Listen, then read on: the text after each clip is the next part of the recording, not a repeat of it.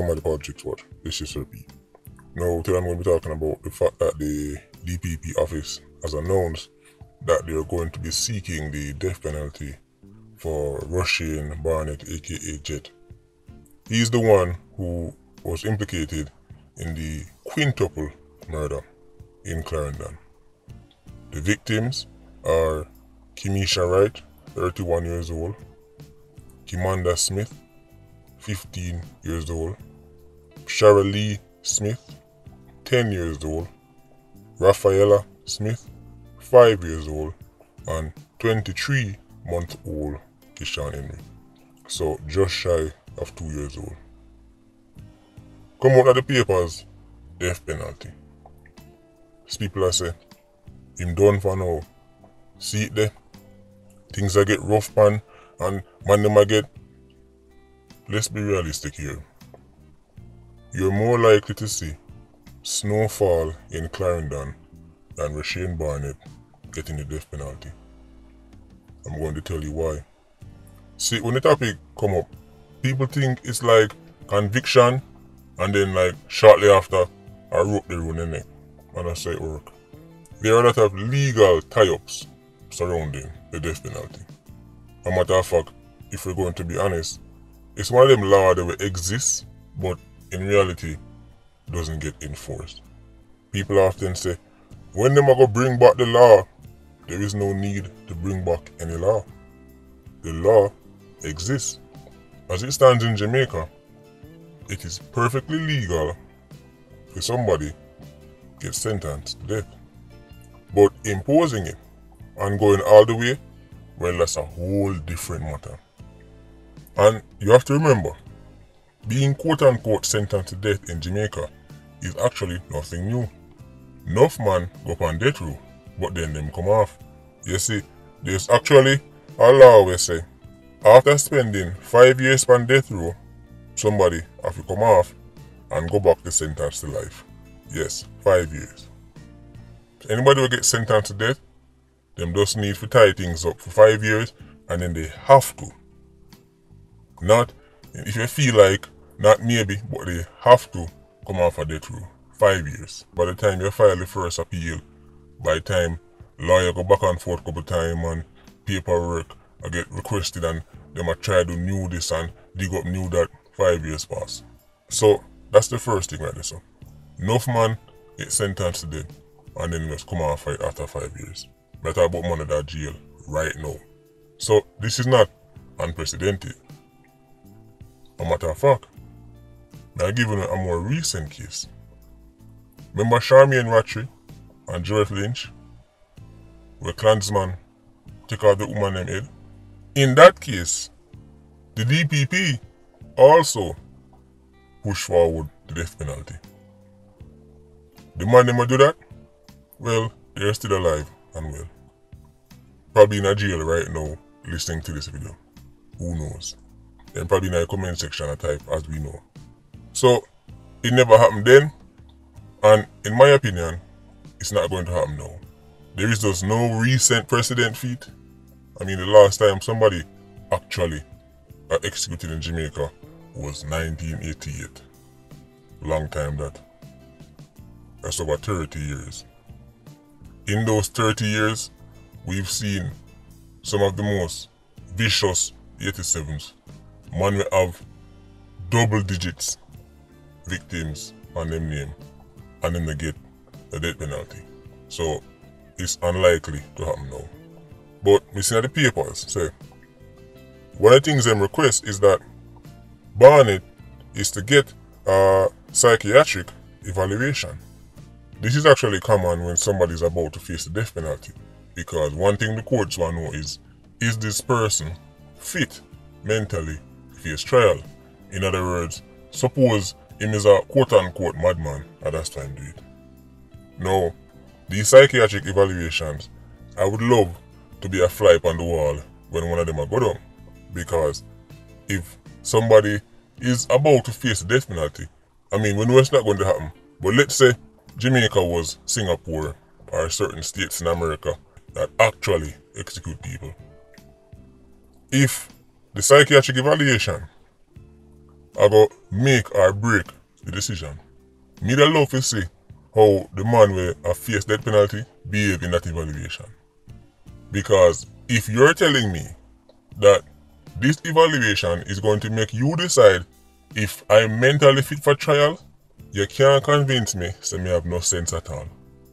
As far as I'm concerned, I am now 1 year old in that evaluation. Any question you ask me, I will be responding like a child. If you ask the first question, Mr. P, can you tell me what is the capital of Jamaica? My answer is Goo Goo Gaga. And if you ask me how many months in the year, the answer is Gaga Goo Goo. I am a child. Me not have no sense. I don't even have 2 brain cells. Because if that evaluation, I'm going to make the doc say, you know what, courts, this man can't face responsibility for him now. This man can't go to prison. Then I am a child. Any question you ask me, I'll be a foolishness may answer. If you ask me, who are the most intelligent people on YouTube? I would say Vulture Squad. Because once a doctor hear that, he's going to come to the conclusion and say, this brother here now have no sense at all. This brother here is simply not mentally up to standard for face trial because nobody can fool so. So clearly, he's out of his mind. And because he's out of his mind, he cannot go in front of the courts and really face no kind of death penalty, much less no real jail. So, send him a Bellevue. These evaluations, I really love to know what go under them. I mean, how do you know if somebody's not faking insanity? Because they can say, well, he's an expert, but how are you going to prove what's in my mind? Because if it's a mental illness, my physical body can look okay, but it's just the way I talk and I behave make you come to the conclusion and say, I'm not to write it. So how you going to know say, a unicorn me a sell you? What if the person is an excellent actor?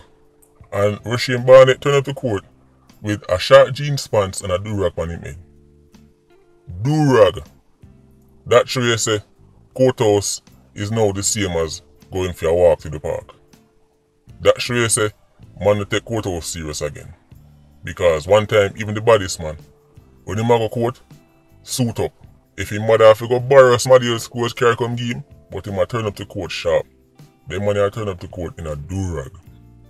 Do-rag and short jeans. So going back to the whole death penalty thing. Even though the nature of the crime was extremely gruesome, Russian Barnett will not be going to the gallows. And if you understand, earlier I just mentioned the legal side to it. You don't talk about the social side to it. You don't talk about the PR side to it. Because let's say you hear it come out, guilty, sentenced to death. You know what's going to happen at that point?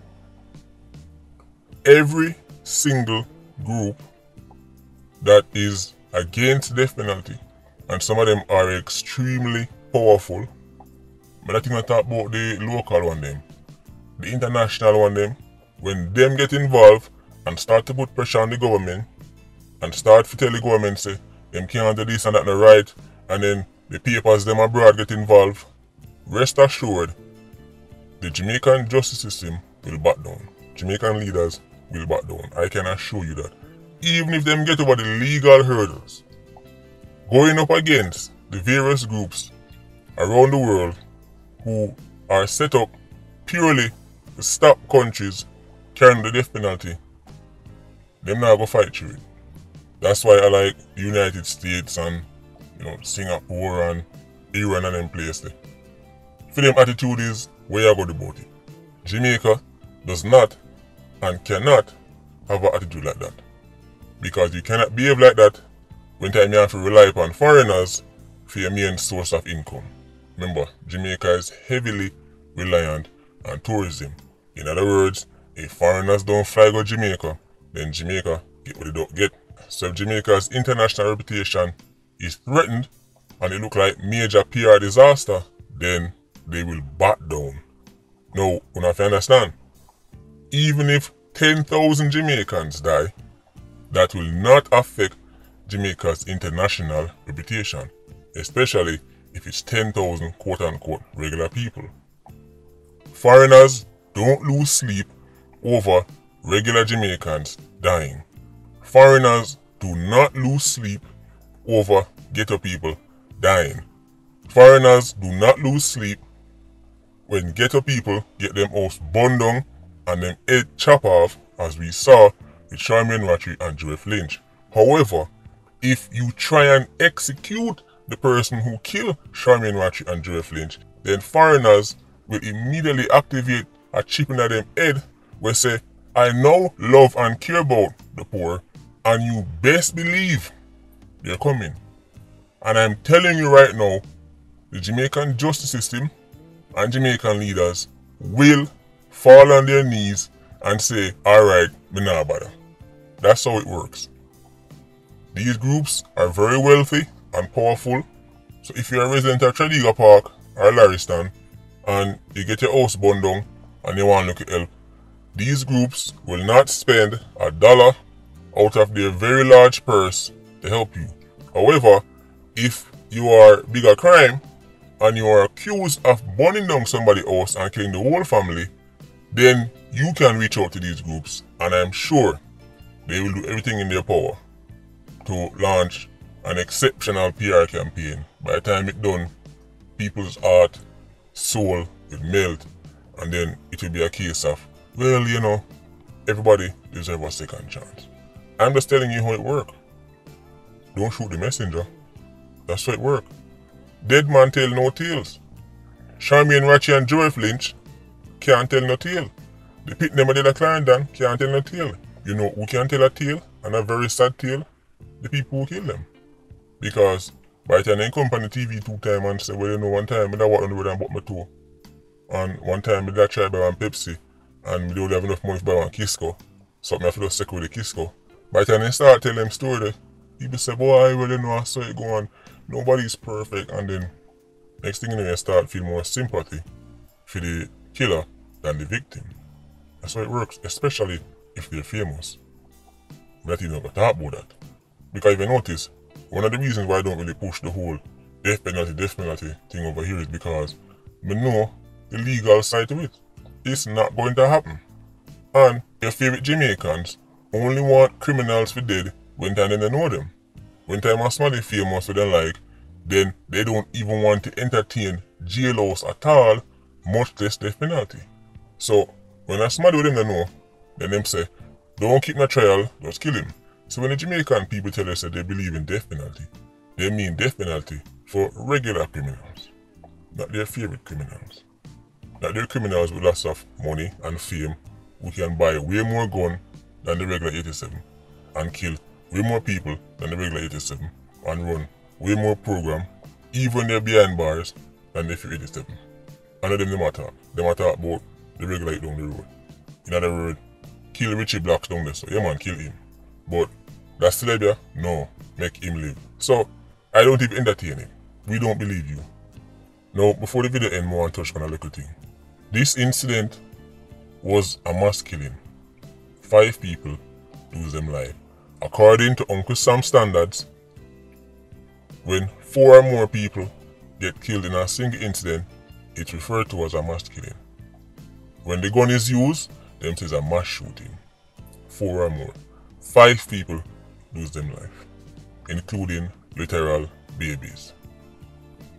Whenever somebody use a gun and carry out a mass shooting, the problem is the gun.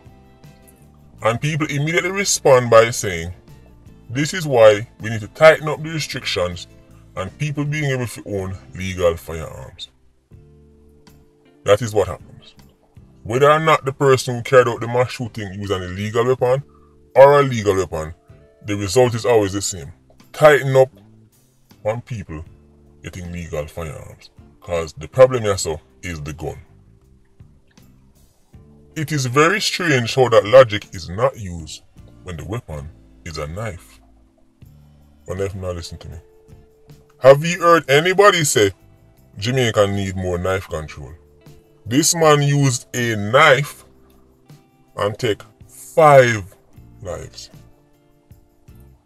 Have you heard any debate over knife control, restricting ownership of knife? Do you hear anybody blaming the knife? Do you hear anybody say we need to cut down on who have knife? Nobody found a knife in the yard called knife can't do this. Matter of fact, most of these domestic killings are done with knives. If somebody want to kill them spouse, they do not need a licensed firearm. But that's one of the arguments. If you say, well, I want a licensed firearm to protect myself, them say, but what happens if him want to kill him wife? Because apparently you can't kill somebody unless you have one gun. So all them man use knife and I cut too much throat and I stab up people.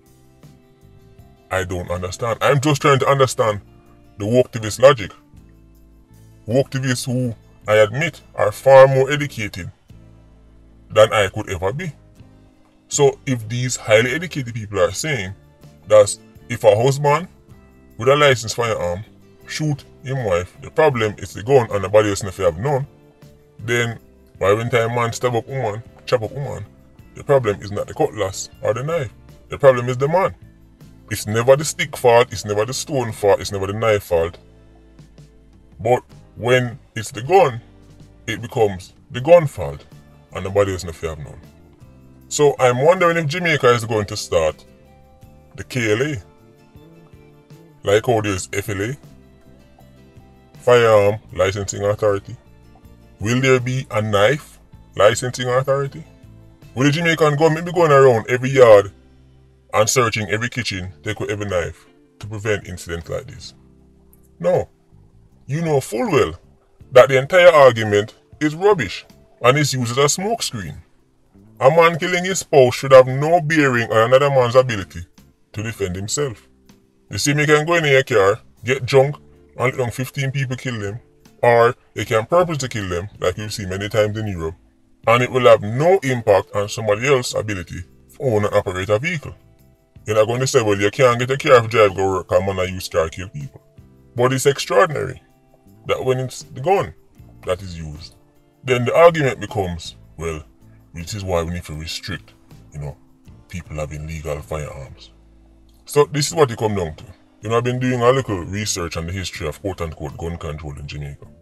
And this is what I realize. And I share this with the Patreon squad, and the same thing we are reasoning about. Your political idols went to great lengths to disarm law-abiding Jamaicans while simultaneously arming their criminal agents.